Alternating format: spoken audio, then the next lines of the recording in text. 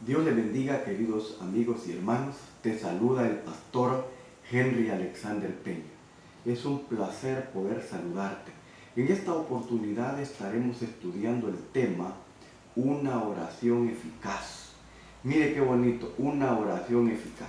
Y para eso lo vamos a hacer leyendo el Evangelio según San Mateo, capítulo número 6 y el versículo número 9. Vamos a leer. Mire cómo dice: vosotros pues oraréis así: Padre nuestro que estás en los cielos, santificado sea tu nombre. Venga tu reino, hágase tu voluntad como en el cielo, así también en la tierra. El pan nuestro de cada día dánoslo hoy, y perdona nuestras deudas, como también nosotros perdonamos a los que nos ofenden. Y no nos metas en tentación, mas líbranos del mal, porque tuyo es el reino, el poder y la gloria, por todos los siglos. Amén. Mire qué bonito. Esta es considerada la oración modelo, la oración que el Señor les estaba enseñando a sus discípulos. Por eso Él comienza diciendo: vosotros oraréis así. El objetivo de este estudio es que nosotros aprendamos cómo hacer una oración efectiva. Mire, cómo hacer una oración efectiva. El Señor le va a enseñar a sus discípulos cómo hacer una oración eficaz. Jesús no quería que sus discípulos estuvieran haciendo vanas repeticiones como lo hacían los paganos, como lo hacían los fariseos. Tampoco quería que ellos fueran ostentosos a la hora de hacerlo, a la hora de orar. Él quería que ellos tuvieran una comunión con el Padre, así como Él la había tenido con Él. Bueno, Él nos dio ejemplo de esa comunión que existía con el Padre, esa relación de amistad. Entonces, ahora veremos cómo orar. También vamos a ver las partes en que se compone la oración. Así que, pero hay una cosa importante que tenemos que saber, es que el Señor le da una advertencia a sus discípulos antes de enseñarles a orar. Les da una advertencia, fíjense bien qué bonito. Antes de enseñarles a orar. Mire, leamos San Mateo, capítulo número 6, verso 8. Veamos cuál es esa advertencia que Jesús le estaba dando a sus discípulos. San Mateo 6:8 dice: no os hagáis pues semejantes a ellos, dice. ¿Qué quiere decir ahí? No os hagáis semejantes a ellos. Esa oración que hacían ellos, como dice ahí, refiriéndose a los paganos y a los fariseos, era una oración vana, una oración que no era efectiva. Por eso el Señor les va a enseñar a sus discípulos cómo orar. Entonces, para que una oración sea efectiva, debe de tener tres características importantes que vamos a ver en esta hora. Mire, la primera, en primer lugar, la oración debe de tener adoración. En la oración modelo que acabamos de leer podemos ver cómo comienza Jesús a enseñarle a sus discípulos a orar. Leámoslo, versículo número 9. Vosotros pues oraréis así, dice Jesús. Él nos está indicando cómo debe de comenzar nuestra oración. Padre nuestro que estás en los cielos, santificado sea tu nombre.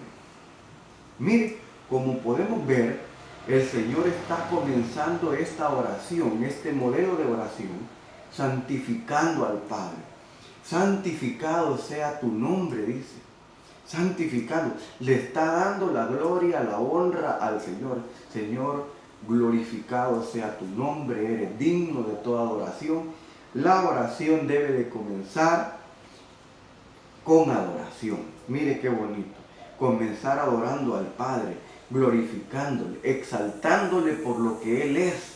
Él es digno, Él es glorioso, Él es majestuoso. Por lo tanto, nosotros también tenemos que comenzar así nuestra oración, glorificando el nombre que es sobre todo nombre. Mire qué bonito. Jesús les está enseñando a sus discípulos que nuestra oración debe de comenzar con adoración, adorando al Padre con todo nuestro corazón. Y como primer punto, eso nos muestra que la oración debe de comenzar con adoración. En segundo lugar, la oración debe de tener confesión. Mire qué bonito. La oración debe de tener confesión.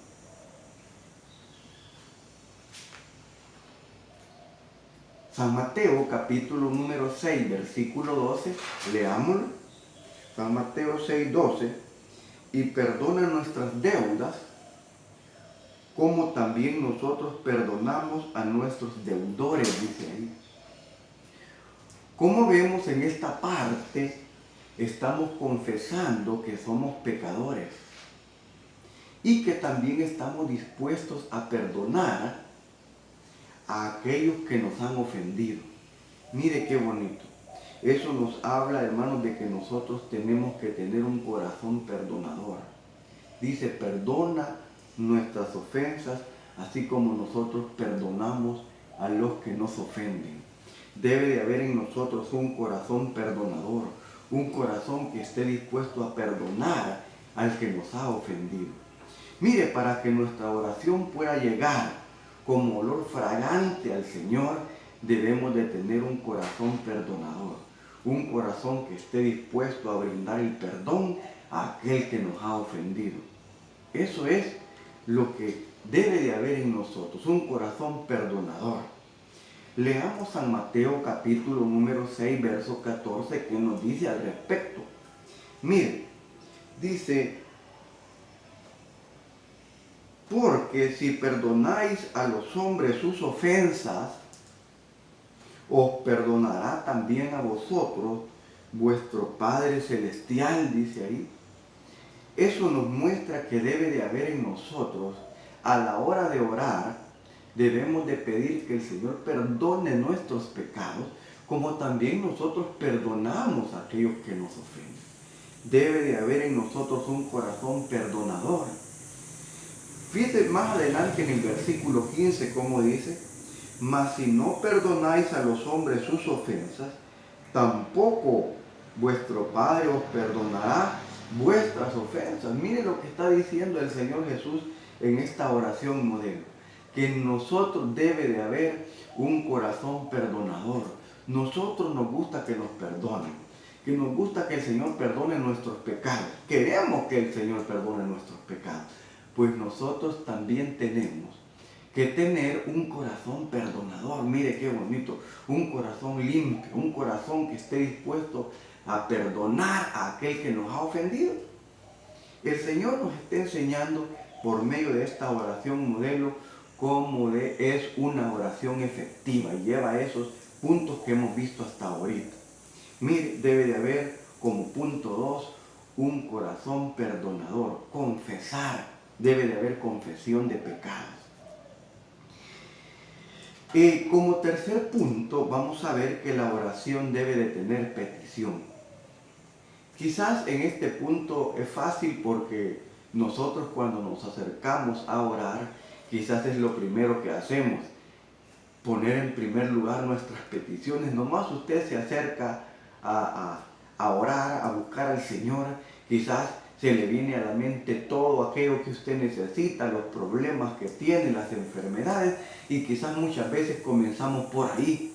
Señor, tengo esto, Señor, necesito esto, ayúdame con esto. Entonces nosotros comenzamos mal, porque comenzamos primero por las peticiones.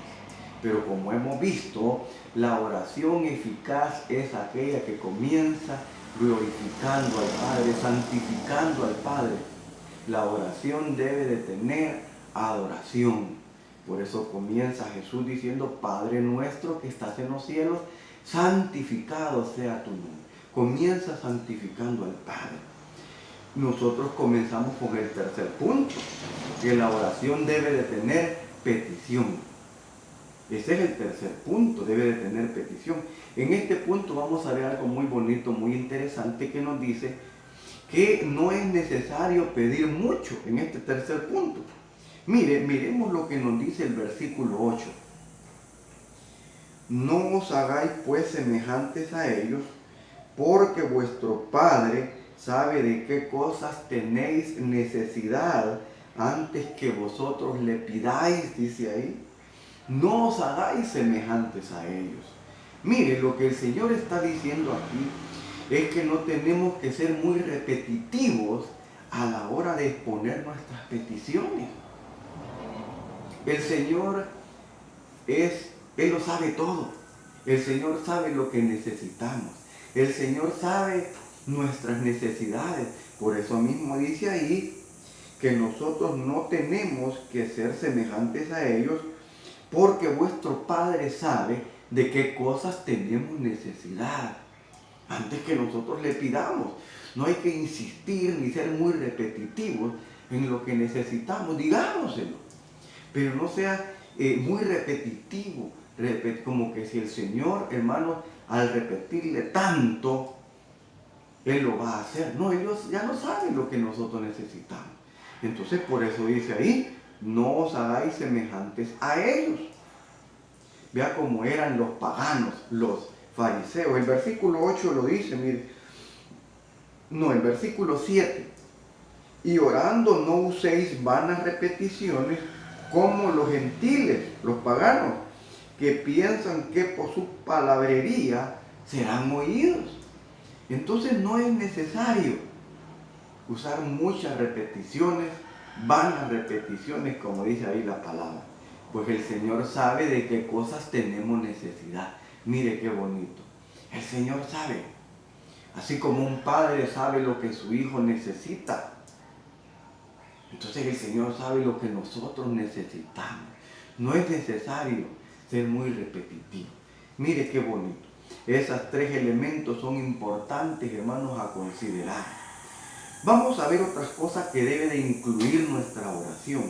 Nuestra oración debe de ser hecha en el nombre de Jesús. San Juan capítulo número 14, San Juan 14, 13, mire lo que dice. San Juan 14, 13. Y todo lo que pidieres al Padre en mi nombre, lo haré para que el Padre sea glorificado en el Hijo. Si algo pidieres en mi nombre, yo lo haré. Mire, qué bonito. Nuestra oración debe de ser hecha en el nombre de Jesús. Qué bonito. Entonces, también una cosa importante que tenemos que saber es que hay que orar con fe. Mire, qué bonito. Hay que orar con fe.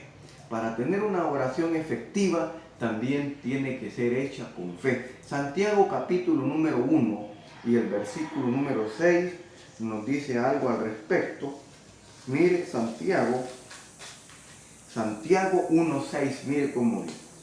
Dice, pero pida con fe, no dudando nada, porque el que duda es semejante a la onda del mar que es arrastrada por el viento y echada de una parte a otra. Mire cómo dice Santiago, pero dice, pida con fe, no dudando nada. Si hay algo importante, hermanos, en la oración, es que debe de tener confianza, debe de ser hecha con fe, sabiendo que tenemos un Dios todopoderoso, un Dios que todo lo puede. No podemos llegar a Él con desconfianza, tenemos que llegar con fe, aferrados a la fe, sabiendo que tenemos un Dios misericordioso que es poderoso. Mire qué bonito, orar con fe, nos dice Santiago. También vamos a ver algo interesante, algo importante. Mire, y vamos a ver algo con respecto a que la oración puede tener obstáculos. Mire, la oración puede tener obstáculos. Vamos a ver qué obstáculos pueden haber que obstaculice esa oración para que sea efectiva. Mire, muchas veces nuestras oraciones no son contestadas porque hay obstáculos que impiden que Dios conteste o que Dios nos oiga. ¿Cuáles pueden ser esos obstáculos? Veámonos. Mire, número 1, pecados escondidos o no confesados. pecados escondidos o no confesados son obstáculos que pueden impedir que tu oración, que mi oración pueda llegar a ser contestada por el Señor. Veamos cuáles son. Primera de Juan 1:9. Primera de Juan 1:9. Mire cómo dice. Primera de Juan 1:9 dice: si confesamos nuestros pecados, Él es fiel y justo para perdonar nuestros pecados y limpiarnos de toda maldad. Mire cómo dice ahí: si confesamos nuestros pecados. Tiene que haber una confesión. No puede haber pecados ocultos en nosotros, pecados no confesados. Debe de haber un corazón limpio, un corazón que esté completamente libre de pecados. Pecados ocultos, raíces de amargura que pueden afectar nuestra comunión con el Señor. Por eso ahí San Juan, Primera de Juan 1:9 nos está diciendo: si confesamos nuestros pecados. Mire, si confesamos nuestros pecados, Él es fiel y justo para perdonar nuestros pecados. Acerquémonos al Señor confiadamente. Él puede perdonar todo pecado que esté oculto dentro de nuestro corazón. Mire, esos son obstáculos que impiden que nuestra oración sea efectiva. Queremos que nuestra oración sea efectiva, pues despojémonos de todo aquello que impide que nuestra oración pueda llegar al trono de la gracia del Señor, confesando nuestros pecados. Otra cosa importante que vamos a ver también es una vida conyugal no agradable a Dios. También es un obstáculo para que nuestra oración pueda ser contestada. Una vida conyugal no agradable a Dios. Veámoslo. Mire Primera de Pedro 3:7. Primera de Pedro, capítulo 3, versículo 7. Mire cómo dice Primera de Pedro 3:7. Dice: vosotros maridos, igualmente vivid con ella sabiamente, dando honor a la mujer como a vaso frágil y como a coheredera de la gracia de la vida, para que vuestras oraciones no tengan estorbo. Dice ahí. Mire qué clarito nos habla ahí el apóstol Pedro. Para que nuestras oraciones no tengan estorbo, debe de haber, hermano, una vida conyugal agradable a Dios. ¿Qué nos dice eso? Que muchas veces, hermanos, puede haber en nuestra vida conyugal, en nuestra vida matrimonial, en nuestra vida de hogar, puede haber maltrato. Porque ahí dice, como a vaso frágil, tratar al cónyuge, a la mujer, maridos, dice. Entonces nos habla de que debe de haber respeto, debe de haber armonía, no debe de haber violencia. No podemos llegar delante de la presencia de Dios como si no hemos hecho nada y pensar de que no va a haber un obstáculo. Dice ahí la Biblia: para que vuestras oraciones no tengan estorbo, dice ahí Primera de Pedro. Entonces, mire, hemos visto también que nuestras oraciones pueden tener obstáculos. Usted puede decir: ¿por qué el Señor no me responde con respecto a esto? Pues examinemos si hay algún pecado oculto, si hay algo que no hemos confesado, si en nuestro hogar, en nuestro matrimonio, tal vez estamos fallando, estamos tratando mal, ásperamente a nuestra esposa. Nuestras oraciones van a tener estorbo. Bueno, de igual manera también la mujer también va incluida en ese punto, porque debe de haber un respeto mutuo en el matrimonio para que nuestras oraciones no tengan estorbos. Mire, si queremos que nuestra oración sea una oración eficaz, sigamos el modelo de la oración que el Señor nos muestra en este Evangelio de San Mateo. El Señor les estaba explicando a los discípulos cómo deberían de orar. Y nos enseña a nosotros cómo debemos de orar para que nuestra oración sea efectiva. Mire, sigamos el modelo de oración que Jesús nos enseña en su palabra para que nuestra oración pueda subir como olor fragante hacia la presencia del Señor. Mire qué bonito. Qué bueno es el Señor que podemos estudiar su palabra. Pues el Señor puede guiarnos a través de su palabra y luego poder encaminarnos a una oración efectiva. Gloria a Dios. Qué bueno es el Señor. Qué bueno poder compartir con ustedes esta palabra de Dios. Espero que haya sido de bendición, de ayuda para todos nosotros.